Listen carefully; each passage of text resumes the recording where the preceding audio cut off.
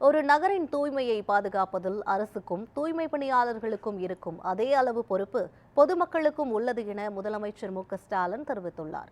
இது தொடர்பாக அவர் வெளியிட்டுள்ள எக்ஸ் தளப்பதிவில், எவரோ சுத்தம் செய்கிறார்கள், எவரோ குப்பைகளை அள்ளுகிறார்கள் என நினைத்து மானாவாரியாக குப்பைகளை வீசி செல்வதால் அது நம்மை பாதிக்கிறது என குறிப்பிட்டார்.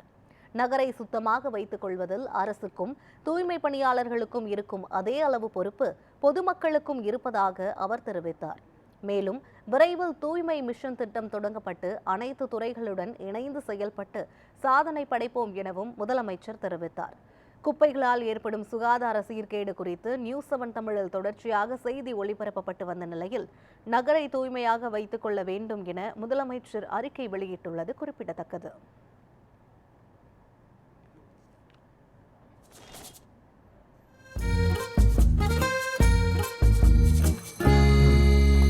Morning, sir. Morning. எதிர்காலம் Sir? என்னப்பா குப்பையோட குப்பையாக இருக்கானேன்னா நம்ம ஒரு நாளைக்கு எவ்வளோ குப்பை கொட்டுறோம் தெரியுங்களா? அதுவும் பொறுப்பே இல்லாமல் கண்ட இடத்துல பிரிக்காமலே போடுறோம். இப்படியே போச்சுன்னா நம்ம எதிர்காலம்